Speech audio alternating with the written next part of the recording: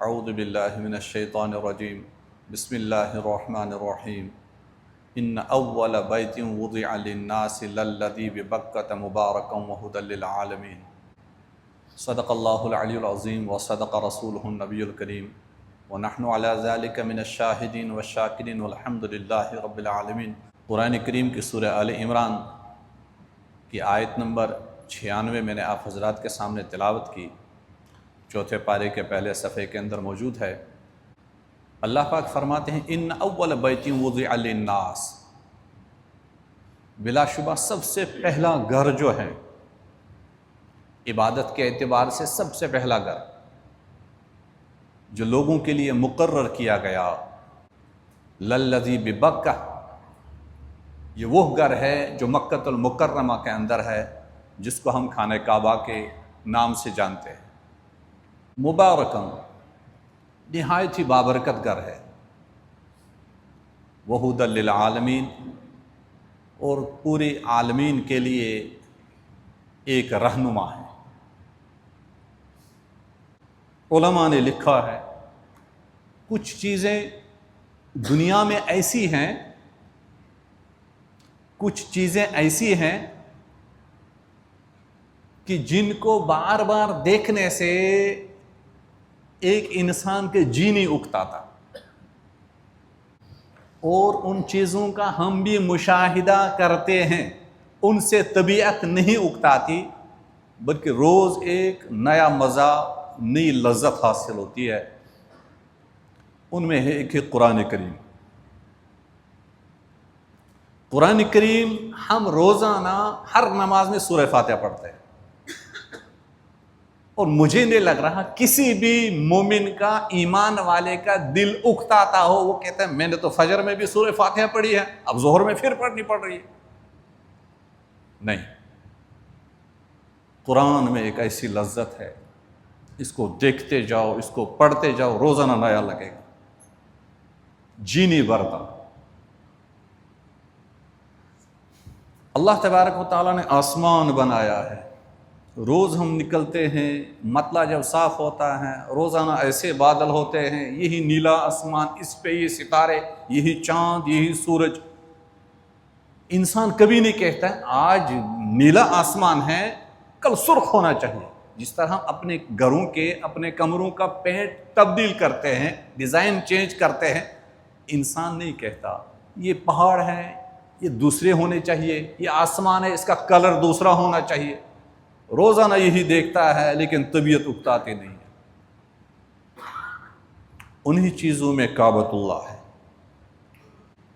کعبۃ اللہ کو جتنی بار آپ دیکھیں گے، ہر بار نئی لذت محسوس ہوگی۔ اور کعبہ کے سامنے بیٹھ کے ایک انسان دیکھتا ہے، عجیب و غریب، سادہ سیدھا، پیارا، اپنی طرف کھینچنے والا، پرکشش اللہ کا گھر۔ انسان کعبہ کو دیکھ کر آنکھوں سے آنسو نکل آتے ہیں۔ کیوں؟ سمجھ نہیں آتا، یہ خوف ہے، یہ محبت ہے، یہ جذبہ ہے، یہ جنون ہے کیا؟ اس غلاف کعبہ پہ قرآن کریم کی اس انداز میں آیتیں لکھی گئی ہے، جو آیتیں جن کے اوپر ایک انسان غور کرتا ہے، پڑھتا ہے، سمجھتا ہے، وہ آیتیں انسان کو ایسے لگتی ہیں یہ آیتیں ابھی نازل ہوئی ہے، کھینچتی ہے ایک انسان کو، مومن کو، بندے کو اپنی طرف کھینچ رہتی ہے۔ خیر، ان آیتوں کا میں تذکرہ نہیں کروں گا، وہ ساری ایسی آیتیں ہیں جو اللہ تعالیٰ کی رحمت کی دعوت دے رہی ہے، اللہ تعالیٰ کی مغفرت کی امیدیں بندے کے اندر جگہ دیتی ہے۔ اللہ تعالیٰ اپنی طرف سے اعلان کرتا ہے تمہارا رب مغفرت کرنے والا ہے، آؤ پکارو اپنے رب کو۔ اور وہاں بھی ہم مسلمانوں کے ایسے حالات دیکھتے ہیں، رونا آتا ہے۔ روضے پاک کے سامنے اتنی بے حرمتی اور بے ادبی کرتے ہیں اور سمجھتے ہیں ہم نے بہت بڑا کارنامہ انجام دیا، رونا آتا ہے۔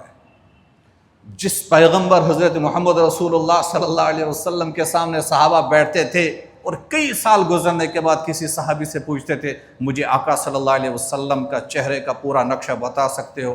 کہتے تھے کہ ہمیں اتنی حیا ہوتی تھی، ہم نے کبھی آنکھیں بھر کر نبی کے چہرے کو نہیں دیکھا۔ اور وہاں پہنچ کر آج ہم مسلمان سیلفیاں کھینچاتے ہیں، ویڈیو کالنگ کرتے ہیں، اپنے عزیز و اقارب کو دکھاتے ہیں۔ جو چیزیں دیکھنی یوٹیوب پہ، دوسری چیزوں پہ، آج نیٹ پہ ساری اویلیبل ہے گھر پہ، وہ اپنی عبادت کو ختم کر رہا ہے، اپنے اوقات کو ضائع و تباہ و برباد کرتا ہے۔ قرآن کریم کی آیت لکھی ہوئی ہے، محمد صلی اللہ علیہ وسلم کے سامنے بلند آواز سے کلام مت کرو، یہ قرآن کریم کی آیات وہاں لکھی ہے، لیکن مسلمانوں کے اس کی کیا پڑی ہے؟ کر رہے ہیں۔ رہ گئی رسم اذاں روحی بلالی نہ رہی، فلسفہ رہ گیا تلقین غزالی نہ رہی۔ یہ گھر، یہ پاک اور مقدس گھر، اللہ پاک فرماتے ان اول بیت وضع للناس، سب سے پہلا عبادت خانہ، سب سے پہلا اللہ کا گھر جو لوگوں کے لیے مقرر کیا گیا، للذی ببکہ، جو مکہ کے اندر ہے، وہ یہ کعبۃ اللہ ہے، مبارکن، نہایت ہی بابرکت ہے۔ پہلا، اللہ تبارک و تعالیٰ نے حضرت آدم و حوا علیہ السلام کی پیدائش کے بعد جب ان کو جنت سے دنیا میں بھیجا، ان کو حکم ہوا فرشتوں کے ذریعے سے اللہ کا گھر تعمیر کرو۔ انہوں نے اللہ تعالیٰ کا گھر، یہ خانہ کعبہ تعمیر کیا، تعمیر کرنے کے بعد اس کا طواف کرتے رہے۔ دنیا کے اندر واحد ایک یہ جگہ ہے، پوری کائنات میں واحد ایک جگہ ہے، وہ ہے کعبۃ اللہ، جس کا طواف کرنا اسلام نے جائز رکھا ہے۔ اس کے علاوہ کسی چیز کا طواف کرنا جائز نہیں ہے، نہ کسی حدیث سے ثابت ہے، نہ قرآن کی آیت سے ثابت ہے، نہ ہمارے آقا حضرت محمد رسول اللہ صلی اللہ علیہ وسلم کے عمل سے ثابت ہے۔ ایک جگہ، وہ ہے کعبۃ اللہ۔ آدم علیہ السلام کا حکم ہوا کعبہ کا طواف کرو۔ حضرت آدم علیہ السلام ان کے دور سے لے کر حضرت نوح علیہ السلام تک، حضرت نوح علیہ السلام کے دور تک یہی کعبہ رہا۔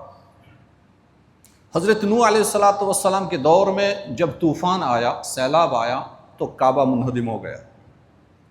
اس کے بعد حضرت ابراہیم علیہ السلام کا حکم ہو رہا ہے سورہ بقرہ میں، وَإِذْ يَرْفَعُ إِبْرَاهِيمُ الْقَوَاعِدَ مِنَ الْبَيْتِ وَإِسْمَاعِيلُ، ابراہیم علیہ السلام کو یہ حکم نہیں ہوا کہ کعبہ نئے سرے سے بناؤ، بلکہ ابراہیم علیہ السلام کا حکم ہوا کہ خانہ کعبہ کی جو بنیاد ہیں، جو ریت کے تودوں کے نیچے دبی ہوئی تھی،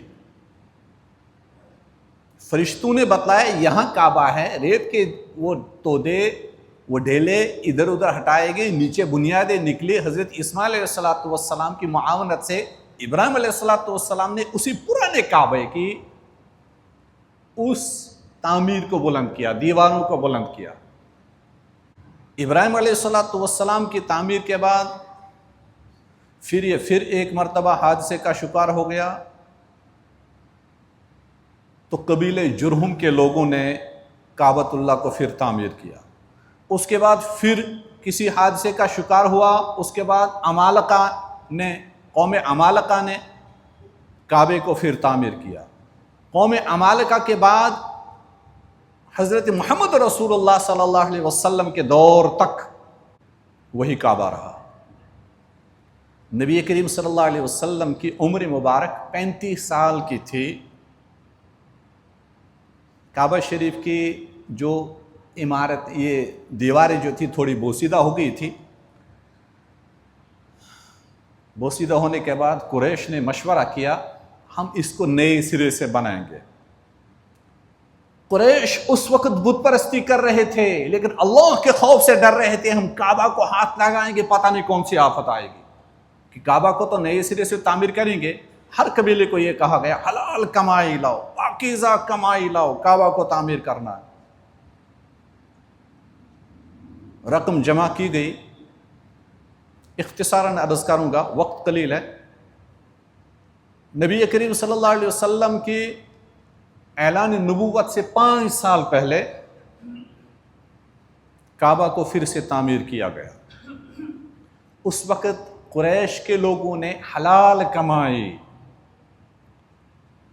اس وقت انہوں نے کہا بدکاری کا پیسہ اس میں مت لگانا، برا سمجھتے تھے۔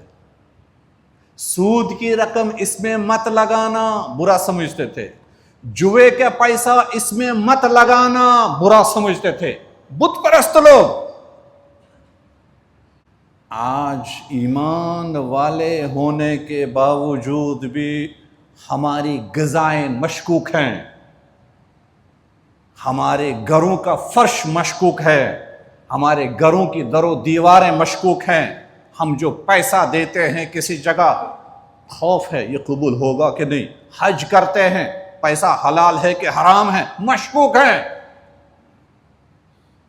وہ لوگ جو اللہ کو بھی مانتے تھے اور بتوں کی پوجا کرتے تھے، وہ اللہ کے خوف سے ڈرتے تھے، حرام کمائی مت لگانا۔ بہرحال قریش نے پیسہ جمع کیا، خانہ کعبہ کی دیواروں کو بلند کیا، اس کے اندر چند تغیرات کیے، چند، بعض کہتے ہیں کہ 3 تغیرات کیے، بعض کہتے ہیں 4 تغیرات کیے۔ ان میں ایک کیا تھا، ابراہیم علیہ السلام کی تعمیر اور ان کی تعمیر میں 4 چیزوں کا فرق رہا، اور بعض کہتے ہیں نہیں 3 چیزوں کا فرق رہا۔ ایک یہ، ابراہیم علیہ السلام نے جو کعبہ تعمیر کیا تھا اسماعیل علیہ السلام کے ساتھ مل کے، اس میں 2 دروازے تھے، ایک مشرق کی طرف، ایک اس کے پچھلے والے سے، ایک سائڈ سے جاتے تھے ایک سائڈ سے نکلتے تھے، تو انہوں نے 2 کے بجائے ایک ہی دروازہ رکھا۔ دوسرا، قریش نے حتیم کا حصہ چھوڑ دیا کیونکہ پیسہ پورا نہیں ہو رہا تھا، حلال پیسہ پورا نہیں ہو رہا تھا، انہوں نے حتیم کا حصہ چھوڑ دیا۔ ابراہیم علیہ السلام نے جو بیت اللہ تعمیر کیا تھا کعبہ، اس میں حتیم کا حصہ بھی داخل تھا۔ آج جب ہم طواف کرتے ہیں، ہم حتیم سے باہر حتیم کو اندر لیتے ہیں، طواف کے دائرے کے اندر۔ تیسرا تغیر، ابراہیم علیہ السلام نے جو کعبہ تعمیر کیا تھا اس کے دروازے جو تھے وہ نیچے دروازے فرش، باہر والے فرش کے سطح کے برابر تھے۔ انہوں نے، قریش نے دروازہ اونچا کیا تاکہ ان کی اجازت کے بغیر کعبۃ اللہ کے اندر کوئی داخل نہ ہو سکے۔ اور ایک چیز کے بارے میں اور آتا ہے کہ ابراہیم علیہ السلام نے جو کعبہ تعمیر کیا تھا اس کی چھت نہیں تھی، قریش نے جو کعبہ تعمیر کیا اس کی چھت لگا دی۔ اور جس وقت یہ چھت لگائی وہ کس چیز کی لگائی؟ جب یہ تعمیر کر رہے تھے، ولید بن مغیرہ، اس کا میں نے تذکرہ کیا تھا ایک خطبے میں، ایک بہت بڑا مشرک تھا۔ ولید بن مغیرہ نے سب سے پہلا پھاوڑا جو ہے کعبہ پہ چلایا۔ اس وقت دوسرے لوگ سہمے گئے، سارے قریش چپ کہ ولید بن مغیرہ نے کعبہ کو توڑنے کی شروعات کر لی، ہم پہلے دیکھیں گے صبح تک ولید بن مغیرہ زندہ رہے گا کہ نہیں رہے گا، اگر رہے گا تو ہم بھی اس کا ساتھ دیں گے، اگر اللہ کی طرف سے کوئی آفت نازل ہوگی پھر ہم کعبہ کو اپنی اصلی حالت پہ پھر لائیں گے، ہم توڑیں گے نہیں۔ جب دوبارہ تعمیر کرنا تھا تو دوسرے دن ولید بن مغیرہ پھر ٹھیک اٹھا، لیکن ولید بن مغیرہ نے اس وقت جو پھاوڑا چلایا اس وقت اللہ سے دعا مانگی، اے اللہ ہم اس گھر کو توڑ رہے ہیں، ہماری نیت خراب نہیں ہے۔ یہ کون مانگ رہا ہے؟ ایک مشرک۔ اے اللہ ہماری نیت درست، ہم اس گھر کو ٹھیک کرنے کے لیے تو ہمارے پر غضب نازل نہ کرنا۔ جدہ کی بندرگاہ کے ساتھ ایک سمندری جہاز ٹکرا گیا تھا جس کے پھٹے نکل گئے تھے۔ ولید بن مغیرہ کے کانوں تک یہ بات پہنچی۔ ولید بن مغیرہ اس وقت گیا اور وہاں جدہ کے اس ٹوٹے ہوئے جہاز کے پھٹے لائے، ان پھٹوں کو، ان لکڑی کے تختوں کو کعبہ کی چھت کے لیے استعمال کیا۔ تو قریش نے چھت لگائی۔ جب حضرت محمد رسول اللہ صلی اللہ علیہ وسلم نے نبوت کا اعلان فرمایا، اس کے بعد ایک مرتبہ ایک زمانہ گزرا، سیدہ عائشہ صدیقہ رضی اللہ عنہا کے پاس یہ چیزیں بیان فرمائی، عائشہ میرا دل چاہتا ہے اس کعبہ کو پھر منہدم کروں اور اس نہج پہ تعمیر کروں جس نہج پہ اس کو تعمیر کیا تھا، ہمارے جد امجد نے حضرت ابراہیم علیہ السلام، لیکن لوگوں نے ابھی ابھی تازہ ایمان قبول کیا ہے، وہ سوچیں گے کہ محمد صلی اللہ علیہ وسلم کے پاس تھوڑی پاور آ گئی، انہوں نے کعبہ کو شہید کرنا شروع کر دیا۔ اس خوف و خطر کی وجہ سے، ان چیزوں کی وجہ سے میں اس کو اب اسی حالت پہ چھوڑ دیتا ہوں، لیکن میری دلی چاہت ہے یہ کعبہ اسی نہج پہ پھر آتا جس نہج پہ حضرت ابراہیم علیہ السلام نے اس کو تعمیر کیا۔ خیر، اللہ کے نبی صلی اللہ علیہ وسلم اس کے بعد تھوڑا عرصہ اس دنیا میں رہے، رحلت فرما گئے۔ عبداللہ ابن زبیر حضرت عائشہ صدیقہ رضی اللہ تعالیٰ عنہ کے بھانجے تھے، چھوٹے تھے، انہوں نے یہ سنا، یہ حدیث انہوں نے سنی۔ حدیث سننے کے بعد جب خلفائے راشدین کا دور چلا گیا، اس کے بعد مکۃ المکرمہ کے اندر عبداللہ ابن زبیر رضی اللہ تعالیٰ عنہ ان کی حکومت چند دن رہی۔ جتنے دن ان کی حکومت رہی، انہوں نے ان کے قلب میں، ان کے دل و دماغ میں حدیث گونج رہی تھی، انہوں نے کعبہ کو اس حیت پہ، اس نہج پہ تعمیر کیا جس کی خواہش کی تھی حضرت محمد رسول اللہ صلی اللہ علیہ وسلم۔ ایک مرتبہ پھر کعبہ کو پھر بنایا گیا۔ چند دن ان کی حکومت رہی، اس کے بعد ظالم الامہ حجاج بن یوسف نے مکہ کے اوپر حملہ کیا اور عبداللہ بن زبیر کو شہید کیا۔ ان کو شہید کرنے کے بعد حجاج بن یوسف نے لوگوں کے اندر یہ بات عام کر دی کہ دیکھو، عبداللہ بن زبیر نے جو کعبہ کو اس حالت پہ تعمیر کیا جو انہوں نے لوگوں کے درمیان بیان کیا، یعنی اللہ کے نبی صلی اللہ علیہ وسلم کے حدیث کے مطابق انہوں نے یہ غلط کیا۔ کیوں؟ حجاج بن یوسف کی دل و دماغ میں یہ چیز تھی، اگر یہ اسی نہج پہ رہا تو پوری زندگی ان کی مدح و ثنا ہوتی رہے گی۔ انہوں نے لوگوں کا اس چیز پہ قائل کر دیا، کیونکہ حکومت بھی ان کی تھی، قائل کیا کہ ہم کعبہ کو اسی حیت پہ تعمیر پھر کریں گے جس حیت پہ حضرت محمد رسول اللہ صلی اللہ علیہ وسلم اس دنیا سے رحلت کرتے وقت اس کو چھوڑ کے گئے۔ حجاج بن یوسف نے پھر اس کو شہید کیا، منہدم کیا، پھر کعبہ کو تعمیر کیا۔ حجاج بن یوسف کا دور بھی چلا گیا، اس کے بعد دوسرے بادشاہوں کا دور آ گیا۔ انہوں نے چاہا تھا اس وقت ہم کعبہ کو پھر تعمیر کریں گے اس نہج پہ جس کی خواہش کی تھی حضرت محمد رسول اللہ صلی اللہ علیہ وسلم نے، لیکن اس وقت کے امام حضرت مالک بن انس رضی اللہ تعالیٰ عنہ جو وہاں کے امام تھے، انہوں نے فتویٰ جاری کیا، کہا دیکھو جو بھی بادشاہ آئے گا آگے، وہ ہر ایک بادشاہ اس کعبہ کے ساتھ یہی کھلواڑ کرے گا کہ وہ سوچے گا میں اس سے بہتر بناؤں گا، اس سے بہتر صورت اس کی اختیار کروں گا، بہتر اس کی تعمیر کروں گا، تو اس کی وجہ سے کیا ہوگا، کعبہ کھلواڑ بن جائے گا، اس لیے کعبے کو اسی حالت پہ رکھا جائے گا۔ اس کے بعد آج تک حجاج بن یوسف کا بنایا ہوا کعبہ یہی موجود ہے جو ظالم الامت شخص تھا، لیکن اس کی مرمت وغیرہ ہوتی رہتی ہے۔ اللہ تبارک و تعالیٰ اس گھر کی حفاظت فرمائے اور اس کی زیارت کرنے والوں کو اللہ تعالیٰ برکت سے مالا مال فرمائے۔ قرآن کریم کے اندر اس کے بارے میں بیان فرمایا گیا، ان اول بیت وضع للناس للذی ببکہ مبارکا وہدی للعالمین۔